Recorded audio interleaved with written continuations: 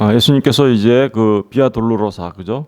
고난의 길을 걸으시고 도착한 곳은 골고다, 즉 해골의 곳이라는 곳에 이르렀다라고 이렇게 이제 오늘 본문의 말씀 33절에서 이야기하고 있습니다. 골고다, 이제 이 해골의 곳이라고 이제 번역까지 되어 있는데요. 히브리 말로는 굴골레트라고 하고요. 라틴어, 다시 말하면 로마 말로는 갈바리아라고 하고요. 영어로는 이제 갈보리라고 하죠. 그래서 우리 아까 갈보리산 위에 이렇게 이제 찬양을 한 겁니다.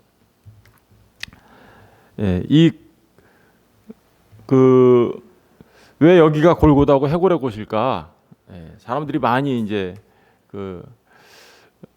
추측을 했죠. 여기는 그냥 해골의 곳이라고 한 이유는 사람들을 처형하고 죽이는 장소이기 때문에 해골의 곳이라고 했을 것이다 라는 사람들도 있고, 또 거기에는 무덤들이 굉장히 많았기 때문에 해골의 곳이다 라고 했을 것이다 라는 사람들도 있습니다.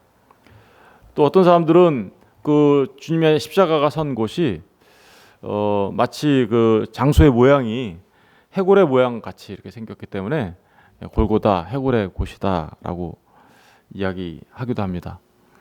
근데 어쨌든 이 골고다는 예루살렘 성 밖에서 아주 가까워요. 멀지는 않아요. 그래서 지나가는 사람들한테 눈에 잘 띕니다. 그래서 지나가는 사람들이 이렇게 보고, 로마 정부 입장에서는 그렇게 해야 되겠죠, 그죠? 눈에 사람을 십자가에 달아놓으면 너희가 이렇게 반역의 죄를 짓는다거나 무슨 로마 정부에 잘못한 죄를 지면 이렇게 달리는 거야라고 해서 경고의 의미로 눈에 잘 보이는 곳에 이렇게 세우죠. 그래서 지나가는 사람들이 다 볼 수가 있는 곳입니다. 그래서 지나가는 사람들이 그러잖아요. 막 조롱하면서 지나가잖아요. 유대인의 왕이래, 뭐죠 이러면서 이렇게, 그러면 하나님의 아들이거든 내려와봐, 뭐 이러면서 조롱하고 지나가잖아요. 너무나 잘 보이는 곳에 이렇게 세워졌기 때문에. 그래서 이 골고다는 바로 그런 여러 가지 의미가 있을 거다. 뭐 근데 다만 다 그냥 확실한 근거가 있는 것은 아니죠. 어찌되었든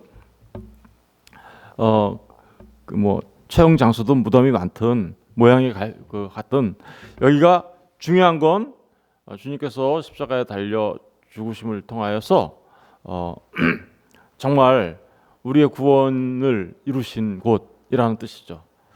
여러분, 근데 이 해골 그러면 생각나는 사람 없나요? 우리 창세기 50장 26절 잠깐 가서 볼까요? 창세기 50장 26절.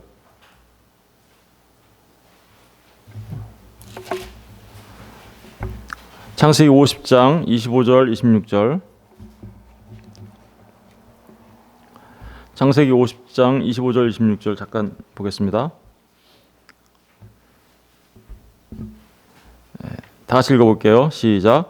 요셉이 또 이스라엘 자손에게 맹세시켜 이르기를 하나님이 반드시 당신들을 돌보시리니 당신들은 여기서 내 해골을 메고 올라가겠다 하라 하였더라.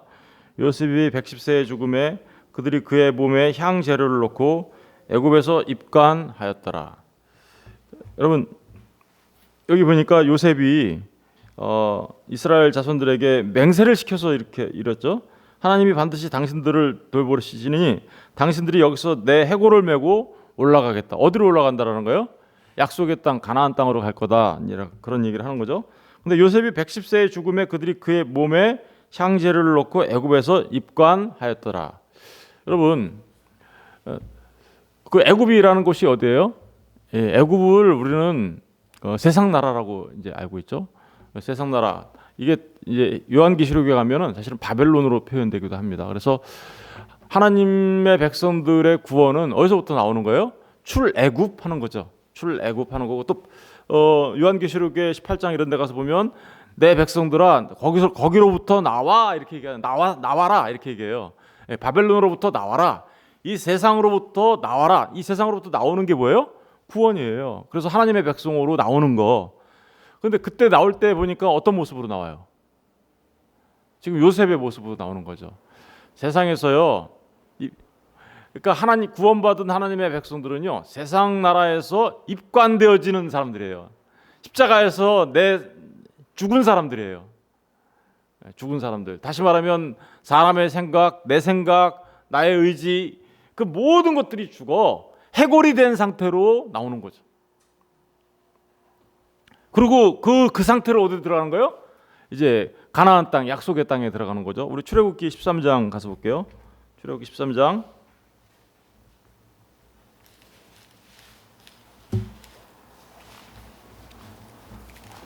출애굽기 13장 19절을 보겠습니다. 18절부터 읽어볼게요. 18절부터 그러므로 하나님이 13장 18절 그러므로 하나님이 홍해의 광야길로 돌려 백성을 인도하심에 이스라엘 자손이 애굽 땅에서 대열을 지어 나올 때 애굽 땅에서 어떻게 했어요? 나올 때에 뭘 들고 나왔어요? 19절 모세가 요셉의 유고를 가졌으니 이는 요셉이 이스라엘 자손으로 단단히 맹세하게 하여 이르기를 하나님이 반드시 너희를 찾아오시리니 너희는 내 유고를 여기서 가지고 나가라. 그렇죠? 애굽에서 입간했어요. 애굽에서 입간했는데 그 해골이 어디까지 가요? 이제 모세의 손에 의하여 어디까지 들어가는 거예요? 이제 그 가나안 땅까지 가게 되는 거죠. 다시 말하면 주님께서 해골의 곳 굴골레트 다시 말하면 갈보리에서 죽으신 것은 바로 이 세상 나라에서 우리를 어떻게 구원해내실 건지에 관한 이야기를 내포하고 있는 거죠. 그 지옥의 저주를 받으신 이 세상 가운데서 받으신 그분이 이 세상 가운데서 죽은 모습으로 우리를 구원해내시는 거예요. 그래서 우리 모두는 십자가에서 주님과 함께 같이 달리는 거죠. 같이 해골이 되는 겁니다. 같이 해골이 되고 그래서 우리의 사람의 생각, 하나님께 반역했던 우리의 그런 모든 것들이 다 죽고 그 상태에서 그러니까 애굽에서 나온 자는 죽은 자의 상태예요. 그 상태에서 어떻게요? 주님과 함께 이제 살고 주님과 함께 낙원에 이르게 되는 이제 그래서 두 강도 이야기가 이제 바로 이어져 있죠. 두 강도 얘기 이제 우리가 공부할 건데 그런 의미가 담겨져 있다는 사실을 기억하셨으면 좋겠습니다. 여러분 신앙생활은요 하나님의 뜻에 나의 모든 것이 죽어지는 거예요. 죽어지는 거예요. 죽고 또 죽는 거예요. 그리고 정말 하나님의 말씀 앞에 순복하고 순종하는 모습으로 완벽하게 변해가는 그것. 그게 바로 우리의 삶의 모습이어야 되는 거죠. 이제 다시 마태복음으로 돌아가겠습니다. 마태복음 다시 돌아가면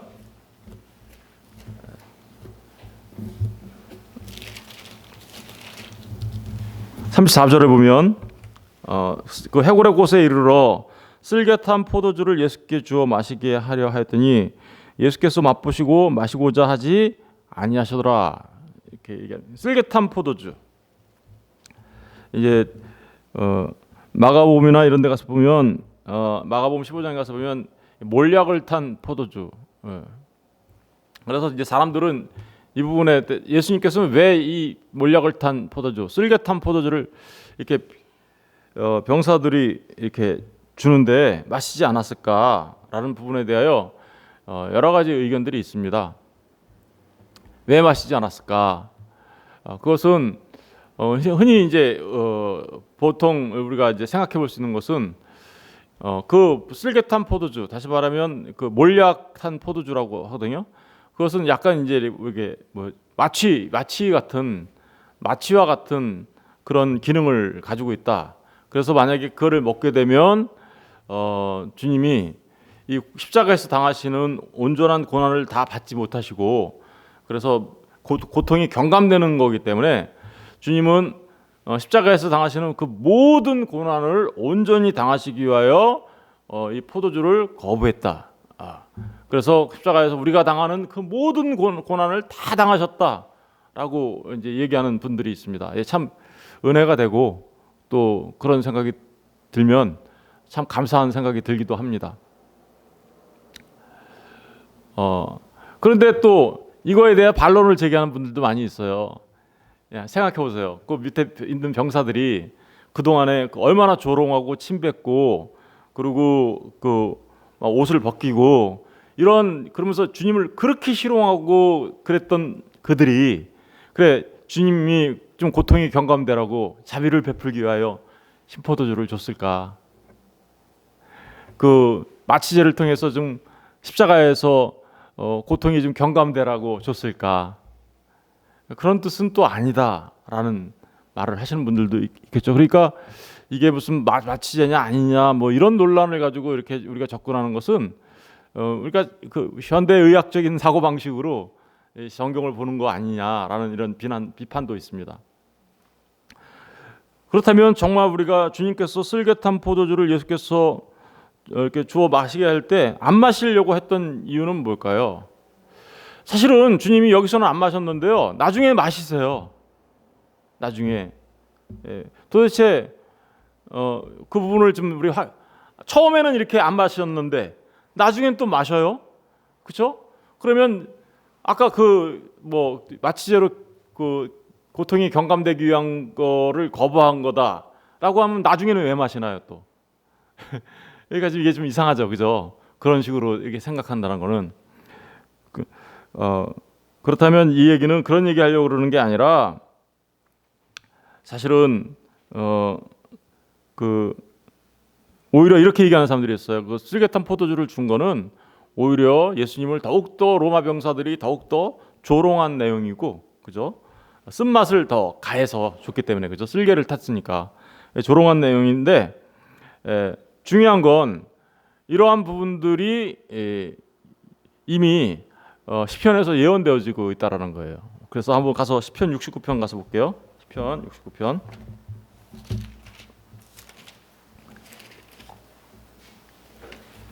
이미 그 다윗의 삶을 통하여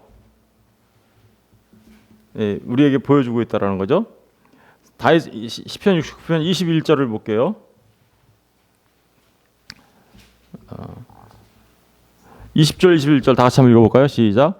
비방이 나의 마음을 상하게 하여 근심이 충만하니 불쌍히 여길 자를 바라나 없고 긍휼히 여길 자를 바라나 찾지 못해. 이거 보세요. 불쌍히 여기고 긍휼히 여기는 모습이 아니죠. 그러고 나서 뭐 어떻게 줬대요? 21절 시작. 그들이 쓸개를 나의 음식물로 주며 목마를 때에는 초를 마시게 하였사오니. 그러니까 이거는 로마 병사들이 불쌍하게 여겨서 뭐 좀 마취를 시켜서 좀 예수님의 그 경감을 덜어주기 위해 그런 거가 아니었다라는 것을 우리가 알 수 있고요. 그리고 또 예수님이 그랬을까? 그거 좀 약간 그 뭐라 그럴까? 고통을 좀 덜기 위해서 해주는 거를 거부한 것이다라는 이런 식의 내용이라기보다는 그 안에는 좀 더 다른 내용이 들어있을 거라고 우리가 생각을 해봐야 되는 문제입니다. 그러면 예수님은 왜 처음에는 이 포도주를 줬을 때 거부하셨고 나중에는 마시세요? 우리가 이제 그 부분을 확인해 봐야 되는데 마시는데 왜 그러셨을까? 우리 이제 그 부분을 이해하려면 주님이 하신 말씀 속에서 찾아봐야 되겠죠. 마태복음 26장 잠깐 가서 볼게요.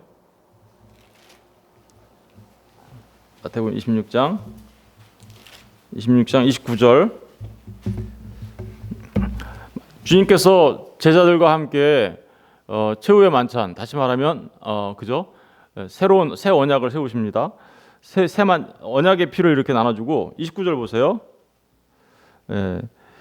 28절. 이것은 내 죄 사함을 받게 하려고 많은 사람을 위하여 흘리는 나의 피, 곧 언약의 피니라 하시고 난 뒤에, 그죠? 최후의 만찬 하실 때 29절에 보면 그러나 너희에게 이르노니 내가 포도나무에서 난 것을 이제부터 내 아버지의 나라에서 새 것으로 너희와 함께 마시는 날까지 마시지 아니하시리라. 그 포도주를 이제 드시면서 네 잔의 잔을 정만찬 할 때 몇 잔의 잔을 가지고 한다 그랬어요? 네 개의 잔을 가지고 한다 그랬죠. 그걸 다 하신 다음에 새 언약 이것은 내가 너희를 위해서 주는 나의 피다라고 하면서 그 잔을 주셨잖아요. 그러고 나서 주님께서 이렇게 했어요. 내가 포도나무에서 난 것을 이제부터 내 아버지의 나라에서 새 것으로 너희와 함께 마시는 날까지 마시지 아니할 거다. 그러면 십자가에 달려 죽으시는 주님께 지금 포도주를 준 거는 지금 주님의 이 말씀대로 하신 거죠. 내가 포도나무에서 난 것을 이제부터 내 아버지의 나라에서 새 것으로 너희와 함께 마시는 날까지는 마시지 않겠다. 그러니까 사실은 십자가에 달려 죽으시는 그 순간에는 아직까지 뭐가 완성되지 않았다라는 거예요. 아버지의 나라, 하나님의 나라잖아요, 그죠? 새 것으로 마실 때까지 안 마시겠다. 거부하신 거죠. 그런데 나중에는 마시세요. 우리 요한복음 19장 가서 볼게요. 요한복음 19장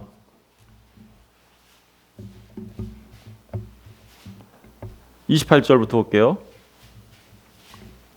요한복음 19장 28절.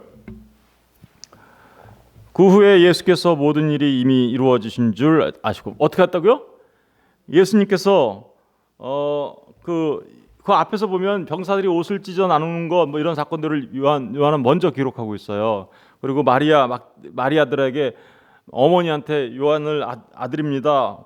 너의 어머 그렇게 소개한 다음에 모든 것이 다 이루어진 걸 보고 그 후에 모든 일이 이루어진 걸 준 줄 아시고 성경을 응하게 하려 하사 내가 어떻게요?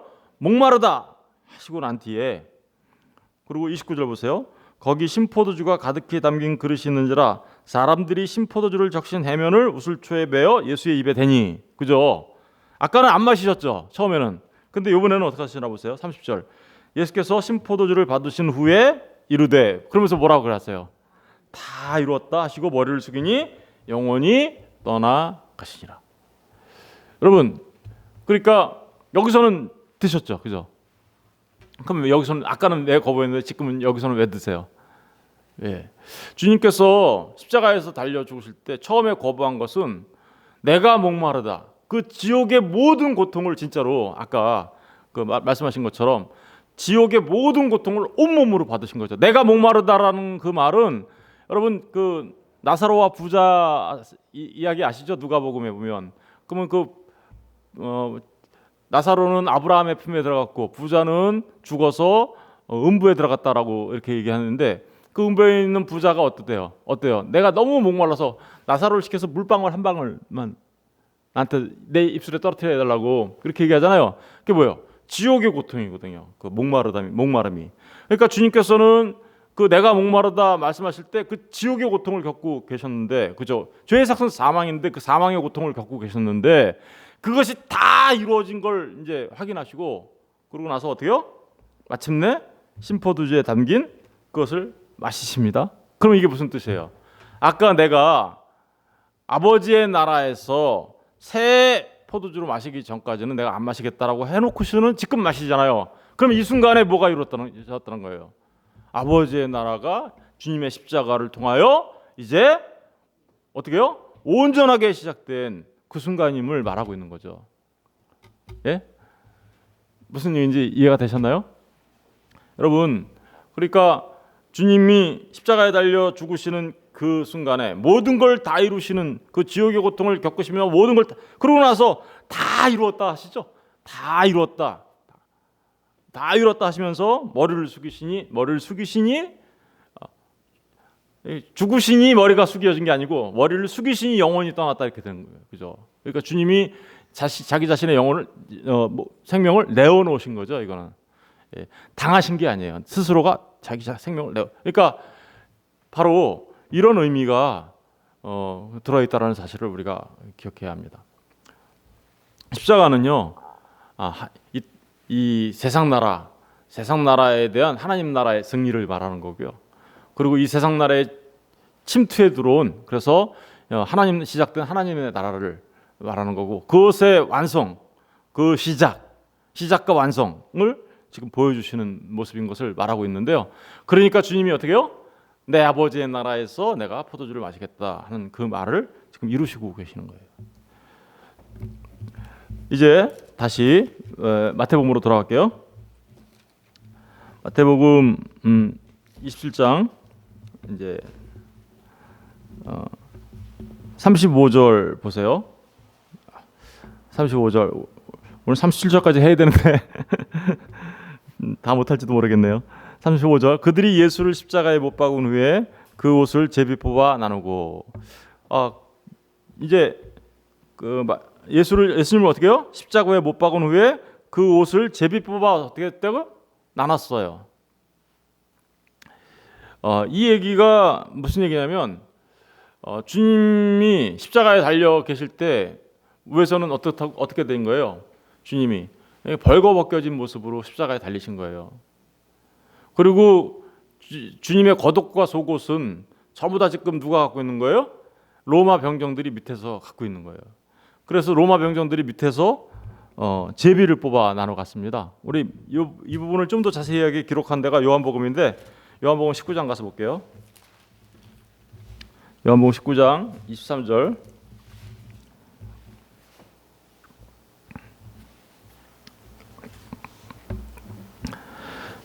보세요. 군인들이 예수를 십자가에 못 박고 그의 옷을 취하여 네 깃에 나눠 각각 한 깃씩 얻고 속옷도 취하니 이 속옷은 호지 아니하고 위에서부터 통으로 짠 것이라. 군인들이 서로 말하되 이것을 찢지 말고 누가 얻나 제비 뽑자 하니 이는 성경에 그들이 내 옷을 어떻게요? 나누고 내 옷을 제비 뽑나이다. 이 말씀은 어디에 나오는 말씀이에요? 시편 22편에 나오는 거예요. 다윗이 고난을 당할 때 그 고난 당한 모습 속에서 겪었던 일을 지금 예수님이 그 사실은 다윗의 삶의 모습은 예수님의 모습을 지금 예언하고 있었던 거잖아요. 그것을 성취하는 거죠. 그들이 내 옷을 나누고 내 옷을 제비 뽑나이다 한 것을 응하게 하려 함, 응하게 성취하시는 거죠. 군인들은 이런 일을 하고, 그러니까 지금 겉옷과 속옷을 전부 다 지금 밑에서 뭐 어떻게 하고 있어요? 서로 나누고 제비 뽑아서 서로 가져가려고 하고 있어요. 그러니까 위에 십자가에 달리신 주님은 어떤 모습이에요? 벌거벗겨진 모습이에요. 여러분, 벌거벗겨진 모습 누구의 모습인가요? 최초의 아담의 모습이죠. 최초의 아담의 모습. 그리고 그 벌거벗겨진 모습은 이제 타락한 우리들의 모습이기도 합니다. 타락한 우리들의 모습. 더 나아가서는 이런 모습들을 어디에서도 발견할 수 있었어요? 노아의 모습에서도 발견할 수 있었죠. 노아의 모습 속에서도 이 벌거벗겨짐. 하나님 앞에 맨 처음에 그들은 부끄러워하지 않았습니다. 그죠? 두려워하지도 않았습니다. 그러나 하나님의 말씀에 순종하지 않냐고 선악지식 나무를 먹게 된 아담은 이제 하나님 앞에 부끄러워하고 두려워하기 시작하죠. 왜요? 자신들의 부끄러움 그게 다 드러나니까. 그래서 그들은 무엇으로 옷을 해보려고 그래요? 무화과나무로 옷을 해보려고 해요. 무화과나무로. 여러분, 그 부끄러운 우리들의 모습, 죄 때문에 죄로 인한 부끄러운 모습으로 누가 지금 십자가에 달리고 계세요? 이 주님이 달려 계신 거죠. 최초의 아담의 마치 그 모습으로, 타락한 우리들의 모습으로. 그래서 그 부끄러움을 어떻게 해요? 주님이 십자가에서 우리의 부끄러움을 모두 가져가시는 거죠. 모두 가져가시는 거예요. 주님이 우리를 위하여 우리의 모든 부끄러움을 십자가에서 가져가시고 우리에게는 무엇을 나눠줘요? 그분의 옷을 나눠주는 거예요. 사실 밑에 있는 병정들도 병정들이 진짜로 옷 벗은 자들이에요. 왜 그럴까요? 그들은 지금 뭐 하고 있어요? 예수님의 그 옷 갖고 자신들의 탐욕을 채우고 있잖아요. 제비 뽑으면서. 그렇죠? 탐욕스러운 자의 모습이 누구예요? 부끄러운 옷 벗은 아담의 모습이잖아요. 그죠? 그 부끄러운 옷 벗은 아담의 모습을 갖고 있는 그들에게 지금 주님이 뭘 나눠주고 있어요? 자신의 옷을 나눠주고 그들의 부끄러움은 십자가에 못 박고 있는 거죠. 그래서 우리의 구원은 어떻게 이루어지는 거냐? 그 주님께서 십자가에서 벗어서 나눠주신 그 옷을 입은 자들이 자신들의 부끄러움을 가리고 구원을 얻게 된다라는 사실을 이 지금 옷을 제비 뽑고 나누는 모습을 통해서 옷도 4개로 나눠져요. 그죠? 그래서 온 세상 가운데 전해질 이 복음을 말하는 거예요. 이 옷이라는 건 사복음서를 대표한 진리의 말씀들을 말하는 거죠. 그래서 그 옷을 나눠 주시면 그 옷을 입은 자들이 구원을 얻게 되고 자신들의 부끄러움을 가리게 되는 거예요. 그런데 오늘날 사람들은 어떻게 자신들의 부끄러움을 가리고 있습니까? 무화과나무로 옷을 입을서 자신의 부끄러움을 가리려고 해요. 그 무화과 나뭇잎으로는요 절대로 우리의 부끄러움을 가릴 수가 없습니다. 그런데 사람들은 그 무화과 나무로 자신의 부끄러움을 가리려고 해요. 돈을 많이 벌면 나의 부끄러움을 가려지겠지. 내가 권력을 갖게 되고 내 이름이 높아지면 나의 부끄러움이 가려지겠지. 내가 좀 더 많은 명예를 내 이름을 높이면 내가 무슨 업적을 쌓고 무슨 일을 하고 그러면 나의 부끄러움이 가려지겠지 하면서 수많은 사람들이 무화과 나뭇잎으로 자신의 부끄러움을 가리려고 하고 있죠. 그런데 거기에는 구원이 있어요, 없어요? 그것으로 부끄러움이 가려져요, 안 가려져요? 안 가려집니다. 우리의 부끄러움을 가려주시는 분은 오직 예수 그리스도가 우리의 모든 부끄러움을 십자가에 못 박고 자신의 옷을 나눠주는 그 옷을 입어야 되는 거죠. 그 옷은 주님께서 우리에게 주시는 진리이며 말씀이며 또한 그것을 통해 우리에게 주시는 은혜인 거죠. 그것만이 우리의 부끄러움으로부터 가려주는 주님의 은혜만이, 주님의 십자가만이 우리의 부끄러움으로부터 가려주는 하나님께서 입혀주신 가죽옷이신 거죠. 주님이 지금 희생당해서 자신의 가죽옷을 지금 우리한테 주고 있잖아요. 어린 양이 되어 십자가에 달려 죽으시니까 그 어린 양의 가죽을 우리한테 나눠주고, 그죠? 그래서 우리로 하여금 그 가죽옷을 입을 수 있도록. 여러분, 사람들은 정말 자신들이 얼마나 부끄러운 모습인지를 깨달아 알지 못해요. 우리 그 라우디게아 교회 한번 가서 볼까요? 계시록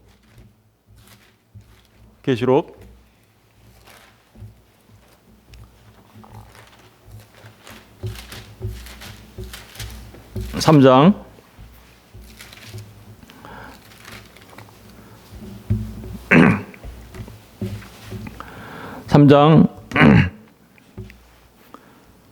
17절부터 한번 볼게요. 내가 말하기를 나는 부자라 부유하여 부족한 것이 없다. 이게 라우디게아 교회의 모습이었어요. 부자 교회였어요. 예. 여러분, 교회 안에 정말 부자처럼 이렇게 모든 걸 갖추고 있어요. 그죠? 예. 뭐 다양한 시설과 그리고 다양한 프로그램과 이런 것들을 다 갖추고 있어서 수많은 사람들이 그런 모습들을 보고 옵니다. 예? 그래서 라우디게아 교회는 모든 걸 갖추고 있었기 때문에 나는 부자라 부유하여 부족한 것이 없다라고 말했던 교회입니다. 그런데 뭐라고 얘기하고 있습니까? 주님이 내 곤고한 것과 가련한 것과 가난한 것과 눈먼 것과 벌거벗은 것을 어떻게요? 알지 못하는구나. 왜 그럴까요? 예, 라우디게아 교회 안에는 돈도 많았고 여러 가지 그 모든 사람들이 좋아할 만한 모든 것들을 갖추고 있었지만 정말 네가 그 벌거벗은 모습, 그 부끄러운 모습, 교회의 모습을 하고 있지만 정말 네가 진리된 그 예수님을 알고 있니? 네가 정말 예수로 옷 입고 있니? 네가 정말 예수의 은혜를 알아? 모른다라는 거죠. 모른다. 그걸 벌거벗은 상태라고 얘기하고 있죠. 그래서 18절에 보니까 내가 너를 권하느니 내게서 불로 연단한 금을 사서 어떻게요? 부유하게. 불로 연단한 금을 사서 연단해서 다 태워버리겠다라는 거죠. 예, 그 인간적인 생각, 인간적인 어떤 가짐, 부유함 이런 것들 다 태워버리고 정금같이 나오게 하겠다라는 거고, 흰옷을 사서 어떻게요? 입어. 벌거벗은 수치를 보이지 않게 하고. 여러분, 흰옷을 사서 입어라. 이 흰옷은 어떤 옷이에요? 예수 그리스도의 십자가의 피로 씻은 옷, 그죠? 그러니까 이 교회가 예수님의 십자가 있어요, 없었어요? 라우디게아 교회가 그게 예수님의 십자가를 알지 못했던 자들이었다라는 거예요. 왜냐하면 흰옷은 예수님의 십자가로 씻은 옷을 입은 자들이잖아요. 계시록 7장 가서 보세요. 7장 13절 14절. 그 흰옷이 뭔가? 계시록 7장 13절 14절 다시 한번 읽어볼까요? 시작. 장로 중 하나가 응답하여 나에게 이르되 이 흰옷 입은 자들이 누구며 또 어디서 왔느냐? 내가 말하기를 내 주여 당신이 아시나이다 하니 그가 나에게 이르되 이는 큰 환난에서 나오는 자들인데, 그죠? 정금같이 불태워요, 그죠? 큰 환난에서 나오는, 환난 속에서 나온다니까요. 오늘 성도들의 삶은, 이 세상에서 살아가는 성도들의 삶은 환난 가운데서의 삶이에요. 그런데 어린 양의 피에 어떻게 했대요? 그 옷을 씻어 희게 하였느니라. 여러분, 그러니까 라우디게아 교회에는 어린 양의 피가 있었어요, 없었어요? 그들은 벌거벗은 상태로 있었어요. 부자라고 생각했어요. 그런데 정작 예수가 없어요. Church without Christ, 그죠? 교회라는 모습을 하고 있으나 예수는 없는. 이게 참 부끄러운 거죠. 그런 상태에 있는 자들을 벌거벗은 자들이야 라고 얘기하고 있습니다. 그렇다면 우리가 오늘날 우리 자신들의 교회의 모습을 돌아봐야 되겠죠. 우리는 정말 예수로 옷 입고 있는가? 우리는 정말 예수의 피로 씻음받은 흰옷을 입고 있는 자들인가? 우리는 정말 정금같이 이 환란 가운데 나와 단련되어서 금으로 나오고 있는가? 우리는 정말 못 보던 그것을 안약을 사서 발라 보고 있는가? 이게 라우디게아 교회의 모습이거든요. 보고 있는가? 여러분, 전 저와 여러분이 정말 신옷 입은 하나님의 백성이길 주의 이름으로 축원드립니다. 눈으로 보는 자들 되었으면 좋겠습니다. 그죠? 안약을 사서 발라. 안약이 뭐예요? 예, 정말 그 라우디게아 교회는 정말 그 안약 공장이 있어가지고 유명한 지역이었거든요. 그러니까 예수님이 그거 얘기한 거예요. 그거 사서 좀 제발 좀 발라서 좀 봐. 여러분 정말 보는 자 되시길 주님의 이름으로 축원드립니다. 예, 우리 이제 다시 이제 마지막으로 마태복음으로 가겠습니다. 예, 마태복음 36절 37절 제비 뽑고 거기 앉아 지키더라. 37절 보세요. 그 머리 위에는 뭐라고 써 있어요? 유대인의 왕 예수라 쓴 죄패를 붙였더라. 십자가가 이렇게 T자형으로 돼 있다라고 하는 사람들이 굉장히 많이 있어요. 그죠? T자형으로 된 사람들도 있다. 우리 십자가 지금 보면 우리는 이렇게 돼 있죠. 예. 그러면 죄패가 붙어 있다라는 얘기는 그러니까 십자가가 어떻게 생겼다는 얘기예요. 예. T자면은 위에다 붙일 수 있나요? 그렇죠. 그래서 우리가 십자가를 이렇게 지금 사용하고 있죠. 왜 그럴까요? 그 위에 죄패가 붙었기 때문에 그런죠. 머리 위에, 예수님 머리 위에. 그러니까 보통 그 패가 없으면 T자도 가능하겠죠, 그죠? 예. 그런데 죄패가 붙었다는 얘기는 우리가 이제 이 죄패 티툴루스라고 하거든요. 이것만 가지고도 우리는 그냥 십자가가 진짜 우리가 생각하는 그 십자가처럼 생겼구나라고 우리가 추정해 볼 수 있어요, 그죠? 그런데 이 죄패에 뭐라고 써 있어요? 유대인의 왕 예수. 유대인의 왕 예수. 왜 그럴까요? 빌라도가 물어봤잖아요. 네가 유대인의 왕이냐? 그랬더니 예수님이 뭐라 그랬어요? 내가 말하였도다. 가야바의 법정에서 예수님이 돌에 맞아 죽을 사형수가 된 이유는 뭐였어요? 하나님이신 그분이 하나님을 모독했다라는 말도 안 되는 신성 모독죄로 지금 가야바 법정에서 고소된 거고, 여기 와서는 지금 어떻게 하고 있어요? 네가 유대인의 왕이냐? 유대인의 왕이다 그랬더니 사람들이 뭐라고 하고 있어요? 우리에게 왕은 가이사밖에 없습니다. 그러면서 얘기하면서 어떻게요? 가이사밖에 없는데 지금 왕이라고 하면은 그럼 반역입니다. 모반입니다. 그러면서 이 빌라도 법정에서는, 그러니까 가야바의 법정에서는 종교적인 이유로, 그리고 빌라도의 법정에서는 무슨 이유로 십자가에 내어집니까? 정치적인 이유로 내어지죠. 그죠? 왕이신 그분이 네가 유대인의 왕이다라는 그 이유 때문에 십자가에 내어줌을 당하게 되는데, 그러면 이 유대인의 왕이 그래서 이제 써 있는 거죠, 십자가에. 유대인. 근데 이 유대인의 왕, 사실은 이 말씀은 다른 복음서를 보면 나사렛 예수 유대인의 왕 이렇게 써 있어요. 근데 몇 가지 말로 써 있는지 혹시 아세요? 우리 요한복음 다시 가볼게요. 요한복음 19장 다시 가볼게요.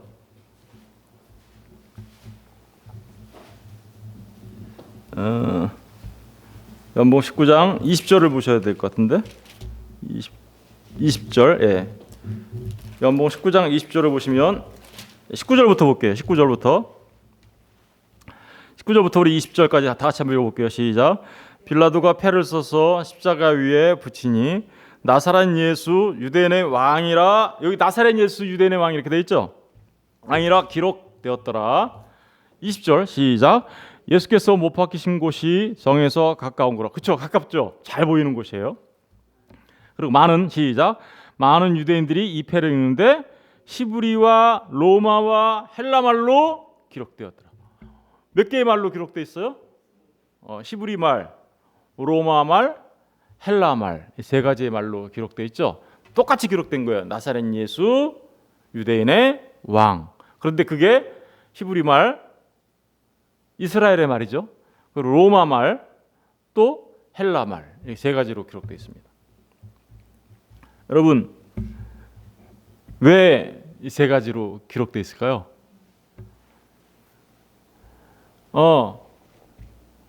당시에 온 세계에 통용되는 언어들이 있다라면 이스라엘은 이스라엘이니까 이제 이스라엘 말로 당연히 기록했을 거고요. 그리고 이스라엘의 수많은 사람들이 어느 나라 말을 알아요? 로마 말과 헬라 말을 압니다. 헬라어, 이 성경은 뭘로 기록됐어요? 신약 성경은 헬라어로 기록되어 있거든요. 헬라라는 말은 나라는 지금의 그리스를 말하는 거죠. 그렇다면 왜 나사렛 예수 유대인의 왕이 이 세 개의 문자로 기록이 됐을까? 물론 당연히 빌라도가 기록할 때 로마 병정들이 그렇게 썼는지 누가 썼는지 하여튼간에 일단 그 사형을 집행하는 자들에 의하여 이렇게 세 개의 말로 기록이 된 거죠. 그들은 아무런 의미 없이 했는지는 모르겠어요. 그러나 그 안에 놀라운 비밀이 숨겨져 있습니다. 이 세 개의 말 안에 어떤 말이 숨겨져 있을까요? 여러분, 히브리 말은 뭘 대표하는 거예요? 모든 신앙과 종교를 대표하는 거예요. 히브리, 헤브라이즘이라고 하죠.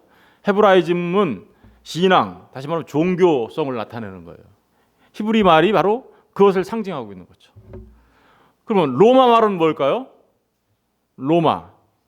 로마의 말은, 로마는 어떤 나라예요? 힘의 나라, 권력의 나라, 권세의 나라, 그죠? 그리고 더더구나 뭐예요? 법을 중요시 여기는 나라죠, 그죠? 그런 나라예요. 그리고 그럼 헬라는 또 뭔가요? 헬라는 지식을 말하는 거예요. 지식. 이 세상에서 가장 철학이 발전된 곳이 어디예요? 그러니까 철학과 사상이 발전된 곳은 소크라테스, 플라톤, 아리스토텔레스 등의 출신들이 나온 헬라 지역이거든요. 헬라 사상이 지금 전 세계의 사상을 지배하고 있잖아요. 헬라는 지식과 사상을 대표하는 거고, 로마는 법과 힘과 권력을 대표하는 거고, 히브리는 종교와 이런 것들을 대표하는 거죠. 그죠? 그렇다면 보세요. 세 개의 말로 나사렛 예수 유대인의 왕이라고 써 있는 것은 이분이 지금 누구라는 거예요? 모든 신앙과 모든 권력, 권세와 모든 힘과 능력과 그리고 모든 법과 그리고 모든 지식과 모든 사상과 그 모든 것에 뭐예요? 왕이라는 말이에요. 이게 그들은요 조롱하는 말로 이걸 기록했을 거예요. 그럼에도 불구하고 그 안에 오히려 역설적으로 주님이 어떠한 왕이신가를 보여주고 있는 거죠. 주님이 어떠한 왕이세요? 이것은요 예수 바라바 예수가 풀려지고, 그죠? 바라바 예수가 풀려지고 그리스도 예수가 십자가에 달리신 이것은 예수라는 말 안에 담겨져 있는 그 말이 그대로 성취된 거예요. 다시 말하면 그들이 뭐예요? 주님은 자기 백성을 그들의 죄에서부터 구원하시는, 그죠? 예수라는 말이 그 말이잖아요. 자기 백성을 그들의 죄로부터 구원하시는 진짜 왕, 온 세상의 왕, 그분이 바로 십자가에 달려 그 왕권의 정수를 드러내고 있는 그 왕은 그렇게 근데 십자가에서 죽으심을 통하여 우리를 섬기시는 왕이라는 의미가 이 안에 담겨져 있는 거죠. 주님의 왕권은요 그 이후에 십자가에서 드러났고 부활과 승천으로 절정을 이룹니다. 그리고 이제 그 절정이 완성되어지는 때가 언제일까요? 주님의 왕권이 주님이 다시 오시는 재림의 날 완성되겠죠. 그래서 하나님 나라가 이루어지면 아들 하나님이 아버지 하나님께 그 나라를 바칠 거다라고 얘기하고 있습니다. 그러니까 이게 놀랍죠. 히브리 말, 로마 말, 헬라 말로 이렇게 기록된 것은 그들은 왜 그렇게 했는지 우리는 모르겠지만 이 모든 것들을 통틀어서 바라다 보면 주님이 어떠한 왕이신지, 여러분 주님이 어떤 왕이라는 걸 말하는 거예요. 그러니까 온 우주적인 왕, 그 얘기를 하고 있는 겁니다. 온 우주를 통치하시는 하나님의 우편에 올라 온 만물들을 통치하시는 왕이시라는 것을 십자가에 달려있는 죄표를 통하여 우리에게 말해주고 있는 것입니다. 여러분, 그분이 저와 여러분의 왕 맞으십니까? 그런데 왜 우리는 주님을 우리의 종처럼 부려먹으려고 하죠? 오늘날 수많은 교회들이 왕 되신 그분을 마치 자신의 종처럼 이거 해주세요, 저거 해주세요. 오히려 우리가 그분의 종이 되고, 그죠? 그분은 우리의 왕이 돼서 우리가 그분께서 원하시는 바를 우리가 이루어내며 그분 나가야 되는 삶을 살아야 하는데, 거꾸로 우리의 삶에 그분을 마치 나의 종인 것처럼 이용해 먹고 사는 그런 모습은 우리에게 있는 거 아닙니까? 돌아봐야 될 문제인 것이죠. 여러분 분명히 기억하십시오. 그분은 우리를 구원하신 그리스도 예수이시지만, 그 메시아 예수이시지만 그분은 우리의 주인이 되신 주이시며 왕이십니다. 기도하겠습니다.